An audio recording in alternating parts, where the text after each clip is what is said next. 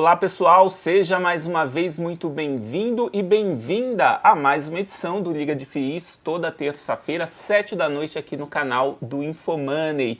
Hoje a gente recebe o Ricardo Schweizer, ele que é analista independente e também investidor profissional, para falar um pouquinho sobre os prazeres e os desafios de viver do próprio patrimônio, ou seja, gerindo os próprios recursos. Aliás, objetivo de muitos investidores de fundos imobiliários que têm como meta viver de renda.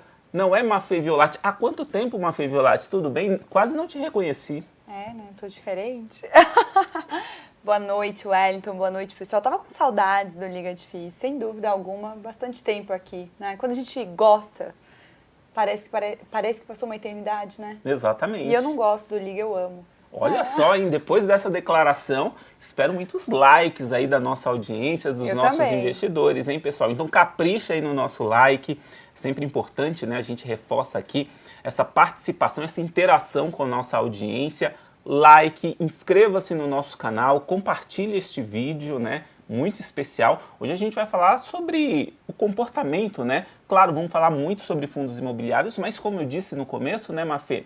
Muitos investidores de FIIs têm esse objetivo de viver da renda dos fundos imobiliários e hoje a gente traz um convidado que tem, né, essa experiência de gestão do próprio patrimônio, de viver já do próprio patrimônio e vai poder colaborar muito aí com a jornada aí dos nossos investidores. Então, deixa seu like, inscreva-se no nosso canal, compartilhe este vídeo e não se esqueça, dá aquele tapa de leve no sininho, acione as notificações para que você seja avisado sempre que uma nova transmissão tiver início.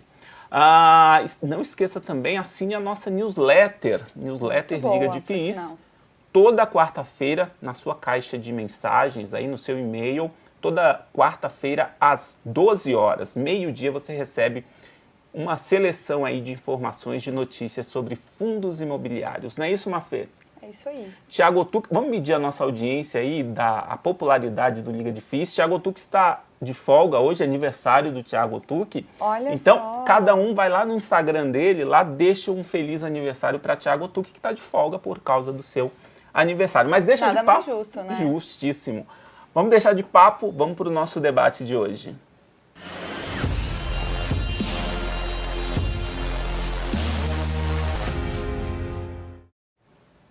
E saudando o nosso convidado de hoje, que faz a estreia dele aqui no Liga de FIIs, o Ricardo. Tudo bem, Ricardo? Seja muito bem-vindo. Agradeço bastante aí a sua participação aqui no Liga.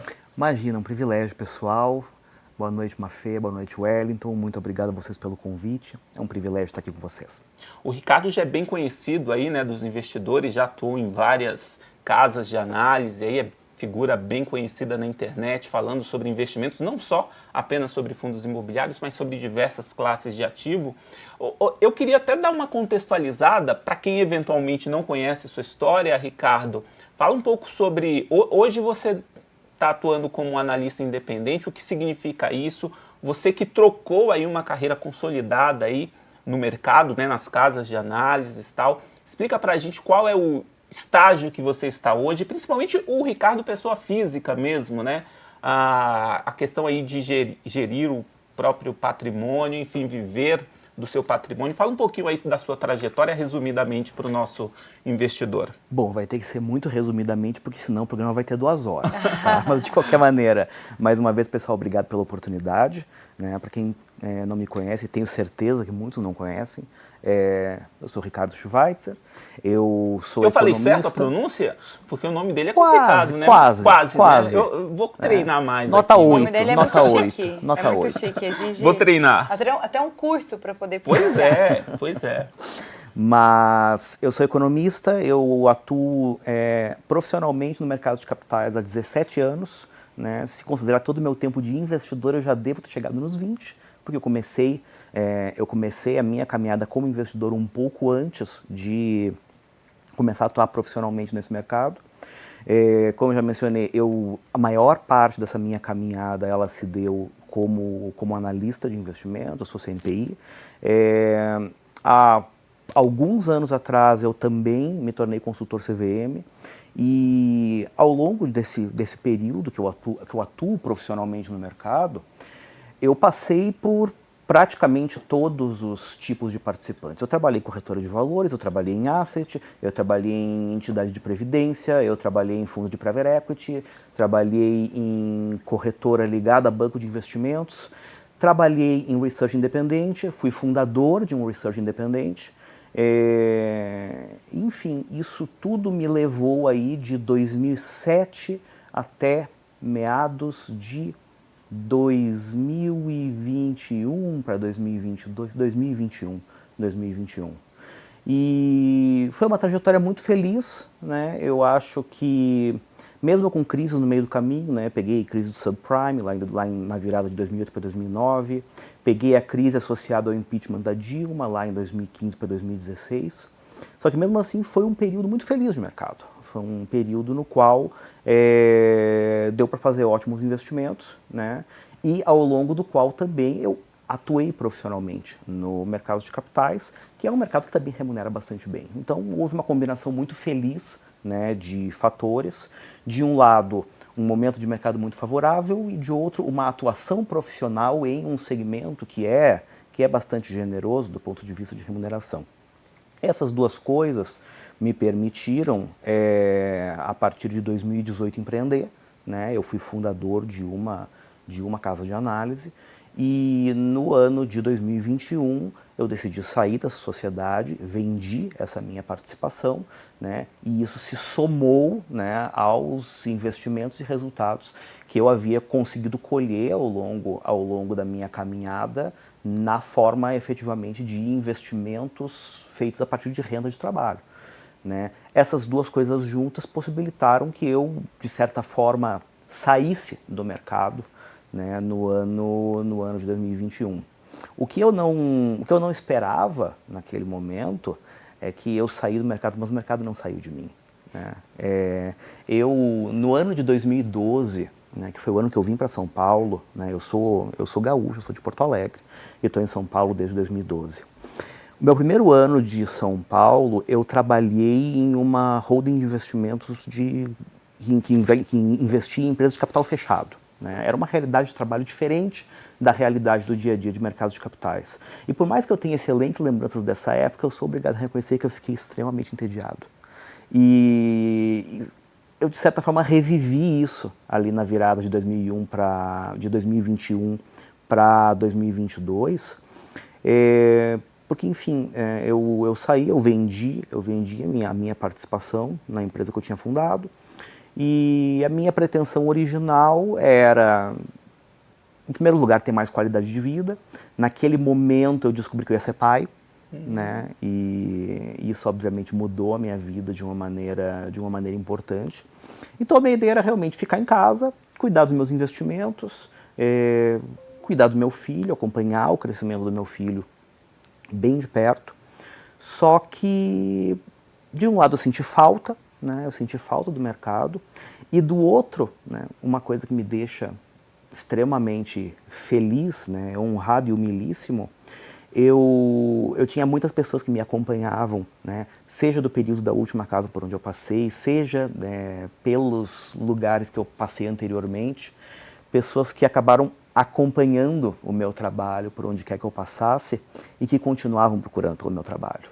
E foi assim que eu comecei lá em 2021 a fazer primeiro consultoria, e na virada de 2021 para 2022 eu voltei a produzir conteúdo de análise, né, nos mesmos formatos que eu fazia anteriormente, né, junto a empresas do setor, só que agora em um formato independente, né? E basicamente é isso que eu venho fazendo desde então, né? Hoje eu me divido entre ser marido da Ana Clara, pai do Otto, pai do Adam, que deve chegar dentro de algumas semanas, analista, consultor CVM, né? Nas horas vagas eu ainda sou subsíndico do meu condomínio, participo da associação de bairro e basicamente eu estou o tempo todo tentando encontrar mais alguma coisa, porque aparentemente eu não gosto de dormir, né? Com tudo isso que eu resolvo fazer. É um pouco da herança do mercado financeiro, né? Que não saiu de você? Tem muito esse lado de... Eu acho que a gente eu tive um privilégio muito grande que, infelizmente, muitas pessoas acabam não tendo por uma questão de circunstâncias de vida, mas eu tive o privilégio de construir a minha caminhada profissional em uma área, em uma atividade, em um ofício, do qual eu genuinamente sempre gostei muito. E, consequentemente, no momento em que eu tinha condições de abrir mão, digamos assim, eu de fato senti falta, né? E quando isso aconteceu, eu vi que era o momento de, na verdade, tentar construir uma nova configuração, um novo formato de trabalho, no qual eu pudesse continuar fazendo o que eu gostava de uma maneira que me fizesse mais feliz do que eu fazia até ali. E graças a Deus isso foi possível, né, tendo em vista o desenvolvimento do mercado de capitais ao longo dos anos, tendo em vista a ascensão das redes sociais, que tornaram possível, né, um acesso muito mais direto, uma relação muito mais direta, né, com os clientes e com os potenciais clientes. E isso tudo possibilitou que, enfim, né, hoje em dia eu trabalho de casa, consigo fazer um horário que é muito mais compatível com essas minhas demais atividades. Então, eu levo e busco meu filho na escola, eu tenho tempo de fazer a minha academia de manhã em um horário que eu gosto de fazer. E, enfim, eu acho que eu consegui, né, eu tive o privilégio de conseguir deixar a minha vida muito próxima daquilo que eu realmente desejava que ela fosse. E isso foi possível através dos investimentos. Boa, ou seja, né, Wellington, conseguiu alcançar a liberdade financeira de uma maneira aqui que ele está contando para a gente através dos investimentos, mas eu acho que também tem um outro lado, seu empreendedor, que sem dúvida alguma colaborou com isso. E eu queria entender uma coisa, não sei nem o Wellington se eu posso aqui, já estou chegando, né? Deve, você manda, Mafia. Eu queria entender um pouquinho, você comentou da sua trajetória, que você fazia essas recomendações, então que você também trabalhava com análise né, de diferentes classes aqui de investimentos. E dentro, né, do que hoje você ainda permanece atuando no mercado financeiro, que você comentou que ele ainda não saiu de você, ou seja, você ainda permanece como um consultor e como até um analista também, independente, eu queria entender, assim, quais são as classes hoje que você analisa, e a gente sabe, a gente está falando aqui de um programa de fundos imobiliários, então, sem dúvida alguma, a gente vai falar desse assunto, vamos tocar ainda aí com mais detalhes, mas eu queria entender como que é, né, a sua análise hoje. Sim. Nas minhas atividades de análise, hoje eu me dedico a ações pagadoras de dividendos, ações de crescimento, que são basicamente os small caps, fundos imobiliários e também o produto de renda fixa, que é o mais recente desses três. O ingresso no mundo dos fundos imobiliários, especificamente, ele se deu de uma maneira interessante, né? Originalmente, né, as classes, as categorias, os estilos de investimento aos quais eu dediquei a maior parte da minha carreira eram as ações de dividendos e as small caps. Os fundos imobiliários, bem como depois, posteriormente, o produto de renda fixa, o trabalho de análise de fundos imobiliários ele acabou sendo uma decorrência de demandas que me chegavam de clientes de consultoria. A cada cliente de consultoria eu me deparava com uma carteira diferente, né? Muitos ativos com os quais eu tinha familiaridade, mas também muitos ativos com os quais eu não tinha e que, obviamente, tendo em vista o meu foco em ações até ali, mesmo aqueles que eu tinha familiaridade, essa familiaridade era como investidor, né? Ou seja, não era efetivamente um analista que acompanhava aqueles ativos e, consequentemente, tinha condições de, como analista, né, emitir uma opinião, no caso para o consultor, né, por uma coincidência do destino, o consultor era eu mesmo, nesse caso, para orientar aquele cliente da melhor maneira possível e verificar da melhor maneira possível a adequação daquele investimento para os objetivos daquele investidor. E isso começou a me incomodar, né? Me incomoda bastante depender de trabalho de terceiros. Obviamente, nessa época eu recorria ao trabalho de análise de fundos imobiliários de outros analistas. Só que isso pode ser alguma coisa genética, pode ter a ver com o nome, né? Mas eu gosto de fazer as coisas dentro de casa. Eu sempre brinco, né, fazendo uma referência para o mundo de ações. Eu, enquanto analista, eu acompanhei WEG por muitos anos, né? E a WEG é um caso assim, os caras não contentes em fazer motor elétrico, em fazer equipamentos de energia e tudo mais. O fio de cobre que vai dentro do motor elétrico, a gente faz aqui também. A madeira que é usada para fazer as caixas nas quais vão ser despachados os motores. Então a gente tem uma floresta, né? E eu tenho um pouco dessa coisa meio WEG de querer fazer tudo dentro de casa. E foi basicamente assim que começou o trabalho de análise de fundos imobiliários, que é relativamente recente, inclusive, tá? A minha carteira de fundos imobiliários ela ainda não tem um ano, mas tem sido uma experiência muito bacana, muito interessante, principalmente porque eu consigo trazer algumas coisas que vêm da experiência de análise de empresas, né, de análise de ações, também para o mundo dos FIIs. E tem sido uma experiência muito gratificante. Você já até antecipou minha próxima pergunta, que era o quanto os fundos imobiliários também possibilitaram essa sua estratégia para liberdade financeira, né? O quanto eles foram responsáveis. E nesse período de transição eles tiveram alguma relevância? Porque eu entendo que as pessoas buscam muito os fundos imobiliários, assim como ações que pagam dividendos, pensando principalmente nessa renda passiva mensal. Sim. E sem dúvida alguma, quem está pensando em ter liberdade financeira ou se aposentar, está sempre de olho nessa estratégia. E eles tiveram uma participação relevante dentro da sua... Não, eles tiveram e têm, na verdade, né? Quando eu fiz essa virada de chave na minha vida, né? Quando eu deixei a empresa da qual eu era parte, obviamente deixei a empresa e decidi que eu não trabalharia em nenhum outro lugar naquele momento.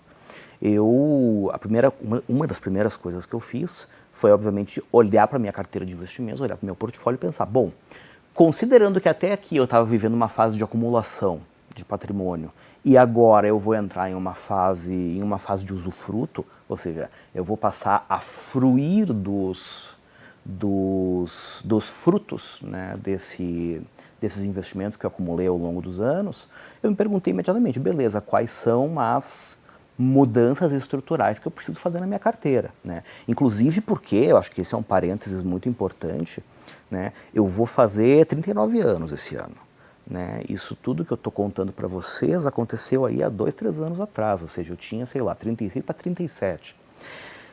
Não estava exatamente nos meus planos sair do mercado com 36, 37 anos, gente, né? Até porque, assim, é novo, cedo, né? E eu acho que essa é uma... né? Vou fazer uma breve digressão aqui. As pessoas têm muito aquela ideia de que eu vou atingir a independência financeira e tudo mais, aí eu vou parar de trabalhar, eu não vou fazer mais nada da minha vida. Beleza, você tem menos de 40 anos, você é uma pessoa perfeitamente funcional, que ainda por cima gostava do que fazia e gosta de coisas que sejam intelectualmente estimulantes. Se você resolver simplesmente não fazer mais nada, você vai, sei lá, você vai diminuir a sua expectativa de vida em talvez uns 20, 30 anos. Obviamente não era uma coisa que eu queria. Mas então naquele momento eu fiz uma realocação importante na minha carteira, né? Eu já tinha, obviamente, uma exposição importante a ações pagadoras de dividendos. E naquele momento, para mesclar, né, os dividendos, cuja periodicidade ali, em alguns casos, tem empresa que paga semestral, outras trimestral, uma ou outra empresa paga mensal, né? E muitas empresas têm uma distribuição um pouco mais errática. Eu achei interessante mesclar aquela carteira de dividendos com uma carteira de fundos imobiliários, pensando objetivamente, os rendimentos com os quais eu vou pagar as minhas contas, né?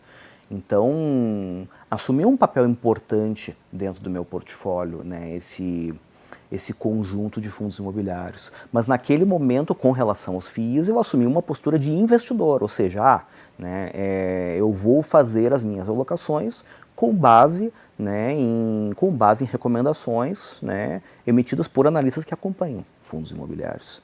Né? Essa transição para começar a fazer a análise de fundos imobiliários dentro de casa, como eu mencionei, ela só veio depois para atender uma demanda de consultoria. Mas então, sim, passaram a ser extremamente importantes naquele momento e são extremamente importantes dentro do meu portfólio até hoje. Hoje, atualmente, qual a participação dos fundos imobiliários no seu portfólio? Na pessoa física, Ricardo? Deve estar hoje alguma coisa entre 15% e 20%. Uhum. E tem algum segmento que você gosta mais ou que considera mais promissor, dado o cenário atual que a gente tem no mercado? Eu nutro uma preferência especial por 3 segmentos, e que inclusive é fácil nutrir porque são os 3 maiores segmentos, na verdade, né? Que são as lajes corporativas, os galpões logísticos e os shopping centers. Só que eu olho com bastante atenção para algumas coisas dentro desses segmentos, né? E só pelo que eu já mencionei aqui, já fica mais ou menos claro que eu não sou grande fã de fundos recebíveis, tá? É uma coisa que não me agrada, né? Realmente não me agrada, porque eu acho a análise de crédito necessária para esses instrumentos, eu acho ela uma coisa muito complicada de fazer. Eu não tenho braço na minha atual configuração, né, profissional, digamos assim, eu não tenho condições de fazer. Então, é uma coisa com a qual eu não mexo, né? Mas dentro dos fundos de lajes corporativas, eu acho que tem um fator muito importante relacionado à localização, né, que é uma coisa mais ou menos dada.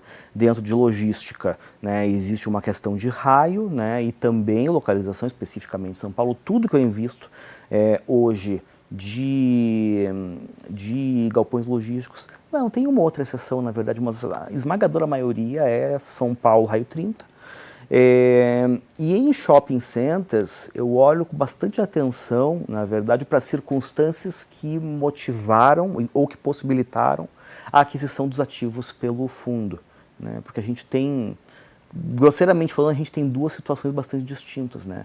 Existem casos em que o detentor original do ativo possibilita que um fundo imobiliário adquira uma participação, geralmente minoritária, naquele ativo, por uma questão de balanço, né?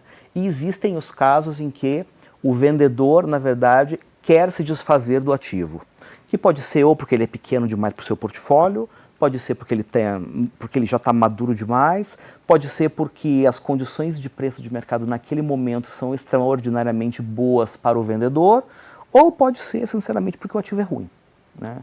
E, consequentemente, existem diversas situações, né, no segmento de shoppings em que, na verdade, o fundo pode acabar com um abacaxi na mão. Então, eu acompanho, mas desses 3 é o que eu olho com mais cuidado, digamos assim. Eu tenho também alguma coisinha de renda urbana e tenho olhado para algumas coisas também, sei lá, de segmento industrial, mas aí é coisa realmente muito pequena. Você poderia citar alguns desses fundos dentro desses segmentos que você tem preferência ou prefere deixar, não é uma recomendação? Não, dá para falar sim. Eu acho que quando a gente fala de lajes corporativas, né, eu gosto bastante, a minha maior posição pessoal é no PVBI, né, o VBI Prime Properties.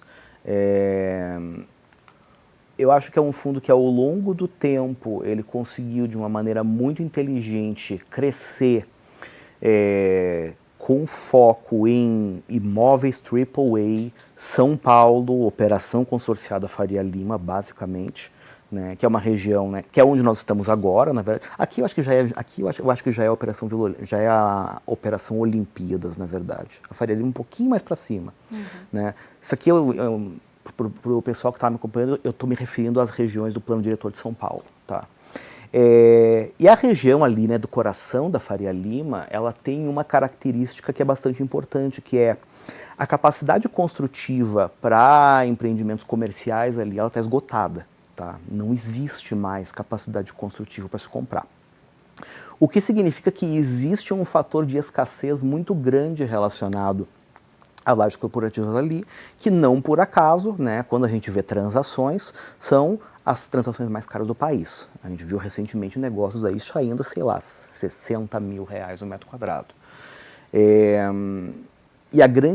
o grande atrativo que tem ali é que é uma região muito desejada do ponto de vista de escritórios, e como eu mencionei, que a oferta ela realmente está estagnada, né? Os empreendimentos que estão subindo agora, eles realmente são os últimos que vai ser possível fazer ali. Isso traz um nível de conforto bastante grande e eu fico bastante satisfeito por ter um fundo que conseguiu ao longo do tempo crescer a exposição nessa região a preços bastante razoáveis e que, em função de tudo que a gente viu de lá para cá, principalmente de renovações, né, e de novos contratos, consegue entregar um cap rate bastante satisfatório. Um dos fatores que era de preocupação no PVBI, que era a concentração deles em um único inquilino, né, que no caso é de um empreendimento que eles têm ali na Brigadeiro, que está integralmente locado num contrato atípico para Prevent Senior. Através de novas emissões e aquisições bastante inteligentes, eles conseguiram diluir de maneira importante, né, a representatividade deste único inquilino em particular. Então é um fundo que eu gosto bastante. Tá? Dentro do segmento de logística, né, um dos meus fundos favoritos é o BTLG. Eu acho que eles têm uma capacidade acima da média, na minha opinião, de escolher excelentes ativos e operar excelentes ativos, majoritariamente com essas características que eu mencionei, né? Ou seja, basicamente galpões logísticos raio 30, né? Ou seja, até 30 quilômetros aqui de São Paulo, né? Que é basicamente praticamente last mile, quando a gente fala em termos de logística. Tem um histórico transacional interessante também, acho que é um fundo que a gestão ela se mostrou ao longo do tempo bastante ativa realmente na geração de negócios, né, de reciclagem de portfólio e destravamento de valor via reciclagem de portfólio. Acho que eles fazem um excelente trabalho.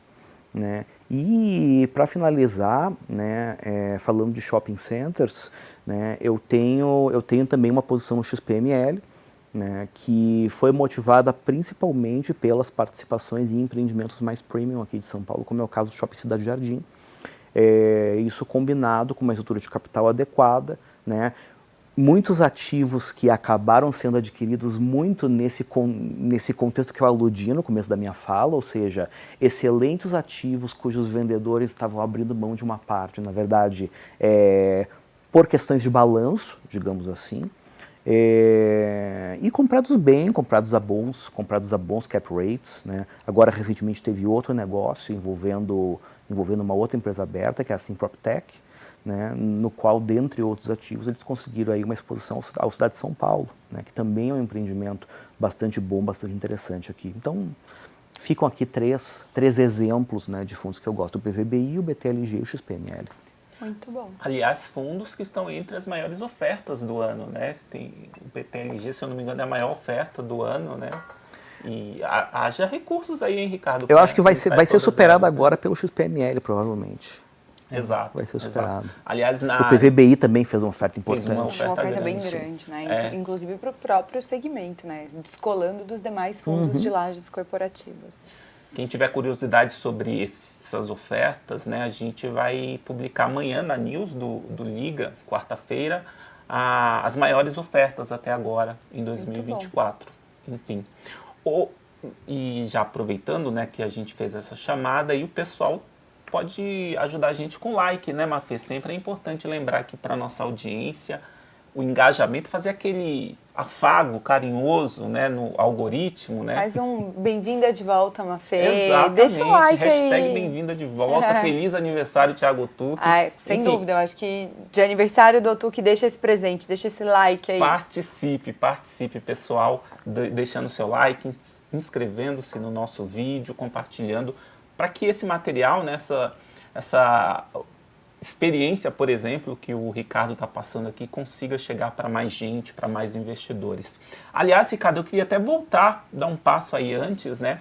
Eu achei bem interessante você colocar aí na sua trajetória que você chegou, né, à independência financeira, como a própria Mafê colocou, não só em relação aos não só por causa dos investimentos, mas também do seu trabalho, né? Hoje em dia tem talvez uma ditadura, né? Quase uma ditadura, de que você precisa chegar à independência financeira em X idade e tal, e os investimentos sozinhos, eles podem te proporcionar isso, porque às vezes é um pouco de ilusão, né? E é legal quando você coloca essa outra parte também, né? Que talvez para a maior parte das pessoas, né, o trabalho vai ser essencial, né, para que você chegue numa situação como essa, não? Eu concordo totalmente, né? Eu tenho uma postura um pouco chata com relação a isso, porque eu acho que nesse mundo de redes sociais que a gente vive atualmente, né, as pessoas às vezes elas descolam um pouco da realidade e eu acho que em diversos nichos, né, e o nicho de investimentos e finanças ele não poderia ser diferente nesse sentido, eu acho que às vezes acabam se propagando algumas ideias que elas têm um potencial um tanto tóxico, digamos assim. Né? E uma das coisas que eu vejo frequentemente é essa ideia de que não, só investindo você vai ficar rico. Né? Mas a questão fundamental que vem é, beleza, para investir você precisa de dinheiro. O dinheiro vai vir de onde? Né? Na maior parte, né, dos casos, na esmagadora maioria dos casos, a realidade das pessoas é tal que, olha, sei lá, eu não herdei nada, né? Eu sou o caso assim, eu vim do zero. Tá? Não tive a felicidade de estudar em um colégio razoável, né, com bolsa de estudos, e eu estudei em uma universidade federal, mas assim, eu não tenho patrimônio de família, por exemplo. Não tenho. Tá? E consequentemente, o patrimônio que eu acumulei ao longo da minha vida, ele veio de trabalho. Né? E veio de trabalho a partir de uma combinação bastante feliz, que é, como eu mencionei lá no começo do programa, né, eu tive a sorte, o privilégio de me encantar por um ofício que me permitiu atuar em um segmento que, para os padrões brasileiros, remunera muito bem. Né? Eu acho que não é novidade para ninguém que o mercado financeiro remunera acima da média nacional. Tá? E aí se somou uma outra questão que é um traço pessoal, que é, eu sou uma pessoa que eu gosto de levar uma vida relativamente simples.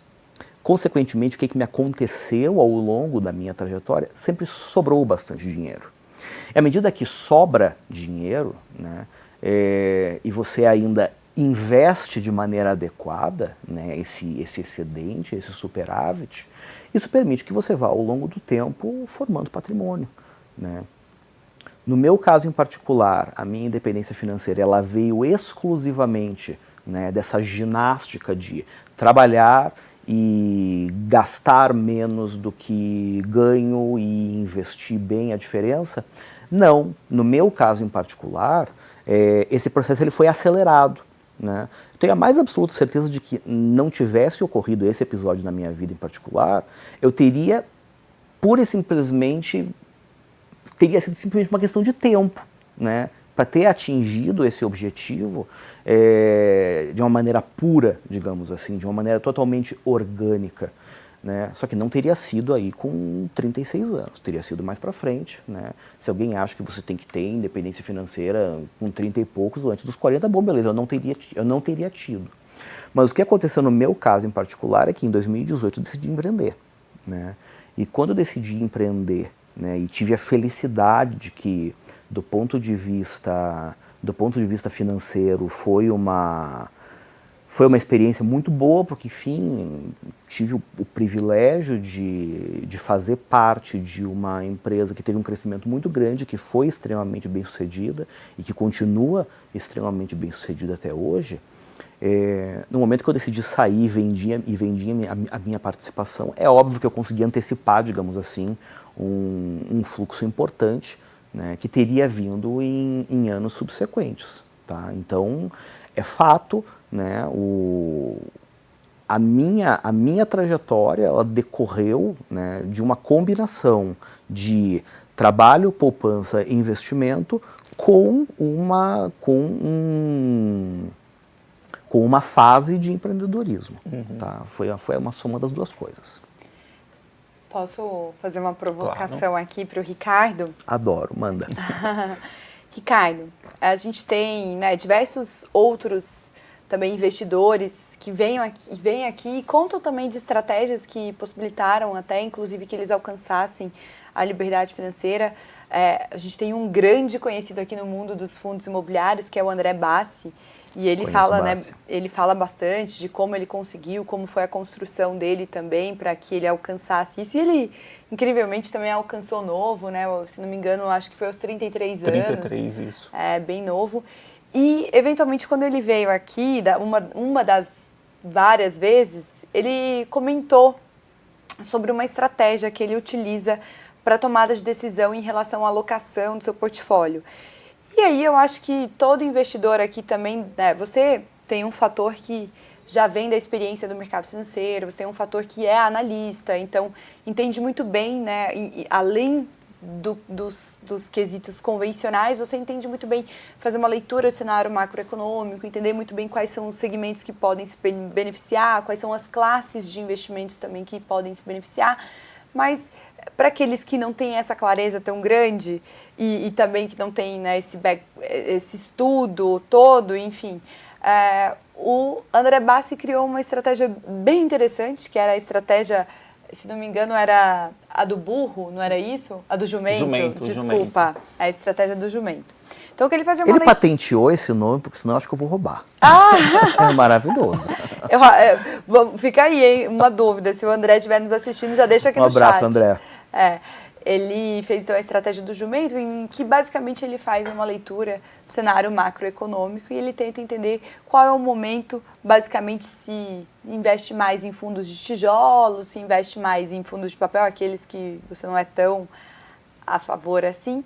Mas eu queria entender, e pensando já num âmbito mais macro, se eventualmente você tem alguma estratégia que vale também, pensando até para ações. Eu acho que os fundos de tijolos têm uma tendência de ter um comportamento muito parecido, inclusive, com até o mercado de equities, né? Ou seja, as empresas, então eles se beneficiam de um cenário de taxa de juros menor. E aí eu queria entender se você eventualmente tem alguma estratégia, se tem alguma coisa que você eventualmente indica para os seus alunos que não tenham, né, essa experiência que você tem, não tem esse conhecimento financeiro que você tem, algo que você dá de dica para quem está aqui nos assistindo, que talvez não tenha toda essa bagagem que você carrega do mercado financeiro. Eu acho assim, existem coisas que obviamente dá para fazer, tá? Existem, né, falando no geral e depois indo especificamente para o mundo dos fundos imobiliários. Eu acho que com o passar do tempo, né, são 20 anos, acompanhando o mercado, 17 anos atuando profissionalmente no mercado, é óbvio que dá para aprender uma ou outra coisa, né, dá para identificar uma ou outra regularidade que nos possibilita, às vezes, fazer algumas movimentações mais táticas, né?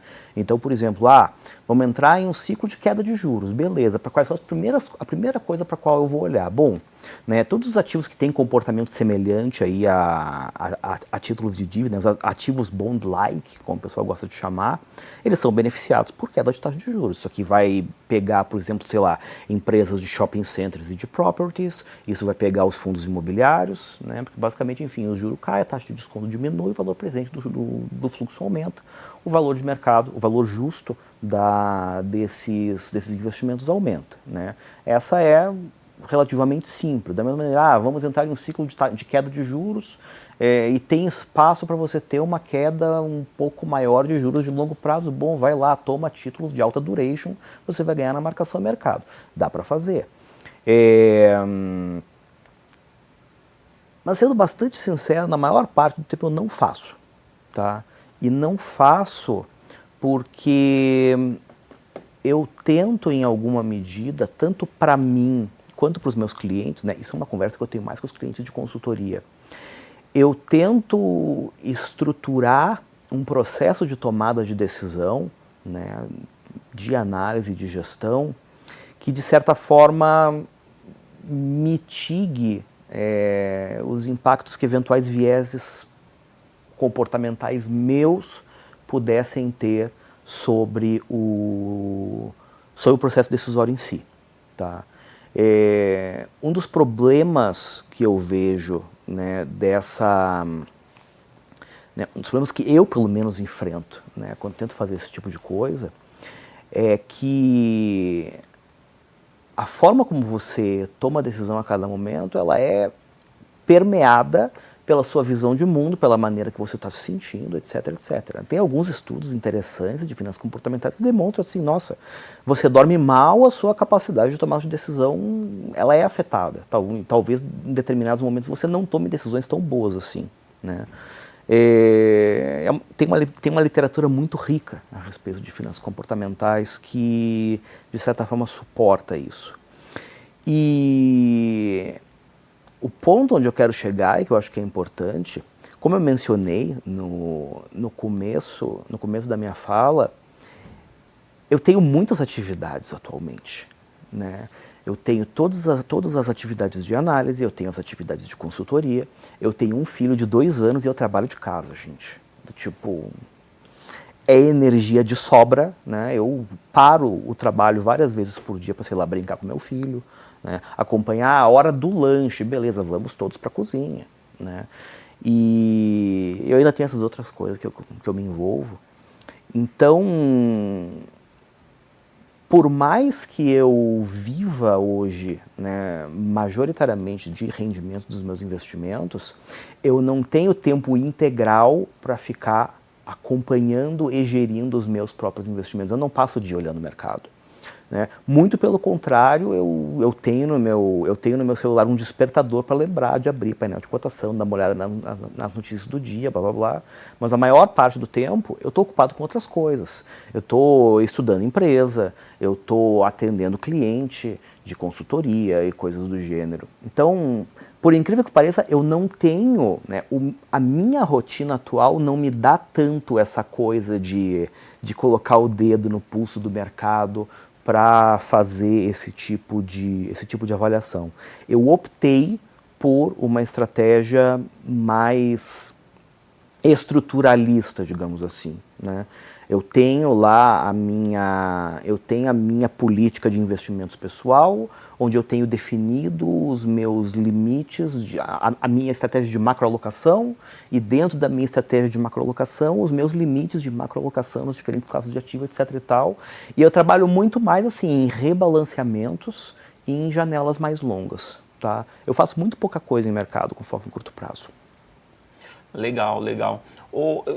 Você acabou entrando na questão que eu ia colocar, que é exatamente isso, né? Os desafios para quem já chegou nessa etapa, né? E eventualmente muita gente acha, né, que é só ficar na cama esperando o dinheiro entrar e tal. Mas há desafios nessa como você colocou, né? Por outro lado, e eu queria que você falasse um pouquinho sobre isso, essa questão da liberdade é a principal, talvez o principal benefício para quem chegou na independência financeira, na liberdade financeira, autonomia financeira, seja lá qual o nome, essa possibilidade de você escolher, optar pelo que fazer, nem que isso seja o próprio trabalho como você optou, é a grande vantagem aí dessa fase? Eu acredito que sim. Tem uma frase do Morgan Housel, inclusive, que eu vi ser postada em redes sociais, não lembro mais por quem, mas assim, acho que há uns 2, 3 dias atrás, que do tipo, não é sobre onde você mora, não é sobre o carro que você tem, não é sobre as viagens que você faz em alto estilo e tudo mais. A principal razão pela qual a independência financeira é uma coisa importante é porque ela permite que você efetivamente viva a sua vida da maneira que você quer, que você faça as coisas que você quer, na hora que você quer, que você conviva com as pessoas que você quer e não conviva com as pessoas que você não quer. Isso é uma coisa muito legal. Isso tudo tem muito mais valor, né? Eu hoje, quando eu trabalhava em banco, por exemplo, isso é uma coisa que vai ficar na minha cabeça para sempre, tá? Eu trabalhei em uma corretora ligada a um banco de investimentos aqui em São Paulo entre 2013 e 2015. E em research mesmo, né? Eu era analista e trabalhava com público institucional, principalmente estrangeiro. E eu tinha um colega que tinha acabado de ter uma filha.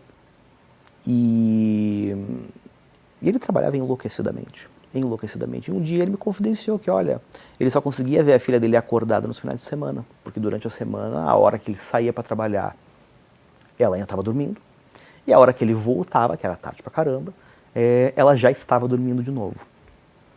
E como eu mencionei agora há pouco, eu tenho um filho de 2 anos. Né? E daqui a mais um mês e pouquinho, se Deus quiser, e não antes disso, porque meu primeiro foi prematuro, então sempre rola um pouco dessa preocupação, eu vou ter mais um filho. Eles nunca mais vão ter a idade que eles têm hoje. E, consequentemente, eu tenho um privilégio gigantesco e incalculável, de valor incalculável, de estar perto deles em um momento de vida que simplesmente não vai voltar mais. Entende? E para mim, assim, esse é o grande trunfo do que eu tive a felicidade de conseguir construir. Né? Eu nunca imaginei que o dia que eu atingisse a independência financeira, agora eu vou virar um vagabundo, eu não vou fazer mais nada de produtivo na minha vida, eu vou viver viajando, festa, bebida, mulher, tipo assim, nunca foi isso. Né? Eu queria realmente ter a oportunidade de me dedicar mais às coisas que eu gosto e principalmente de me livrar do fardo de me submeter a situações, pessoas, obrigações das quais eu não gostava. Né? Obrigações, obviamente, a gente tem aquelas das quais nunca dá para escapar e que são inerentes à vida adulta. Né? Mas existem outras que, se você tivesse a oportunidade de escolher, talvez você escolhesse. Você nunca mais se vê na situação, por exemplo, de ter que tolerar um chefe, ou de tolerar um sócio, ou de tolerar, enfim, um familiar, alguma coisa do gênero, que você simplesmente não suporta. Né? Você passa até a opção, não, o negócio é o seguinte, vou pegar o meu chapéu e vou embora. Né? E isso também é muito importante. Olha, depois dessa, só encerrando, né? É isso, eu acho que ficou até uma reflexão, uma né? Uma reflexão super importante. Eu escuto bastante pessoas comentarem que você vê o crescimento horizontal dos seus filhos, né? Quando você só chega em casa, eles já estão dormindo e você só observa esse crescimento realmente nessa situação. Enfim, é algo... Fica aí uma bela reflexão para a gente também traçar os nossos próprios objetivos e, eventualmente, também ter essa liberdade que o Ricardo tanto provocou aqui, assim como outros convidados também, né, Wellington? Muito bom isso. Exatamente. Mafê Violati, redes sociais? Olha, vou convidar todos que estão aqui nos acompanhando a me seguirem, então, no Instagram, @mafeviolati, com 2 T's e I no final. Estou sempre ali mostrando um pouquinho dos meus desafios diários, da minha rotina como analista aqui da XP Investimentos, né, onde eu faço o research de fundos imobiliários, então eu sou head de fundos listados aqui. E mostro a minha rotina também, mostro um pouquinho do meu dia a dia, tudo ali. Aliás, lifestyle, carteira mais rentável de 2024, né? De 2023, né? De 23, foi sim a carteira mais rentável.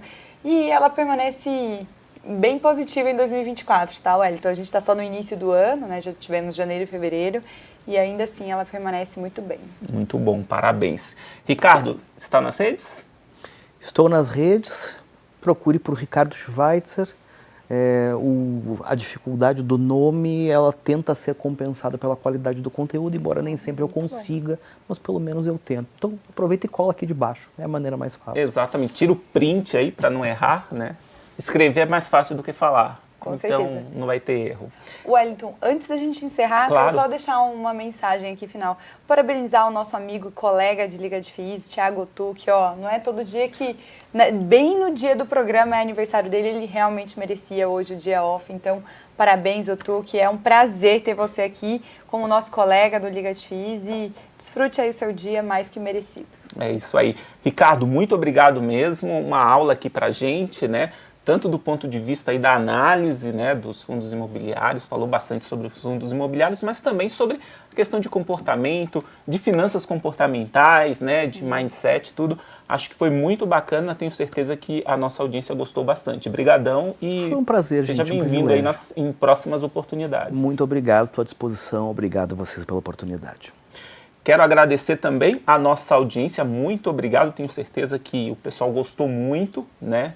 Então, Aproveito para reforçar o convite, deixa seu like, compartilhe este vídeo, inscreva-se no nosso canal e acione as notificações para que você seja avisado sempre que uma nova transmissão tiver início aqui no nosso canal. Aliás, é muito importante essas ações, né? A gente fica até chato, né, falando toda hora, mas é muito importante para fortalecer o canal do InfoMoney para que a gente consiga aí oferecer sempre um conteúdo de qualidade como o de hoje para você, investidor, para sua tomada de decisão. Muito obrigado pela audiência, a gente volta na semana que vem. Até lá, tchau, tchau.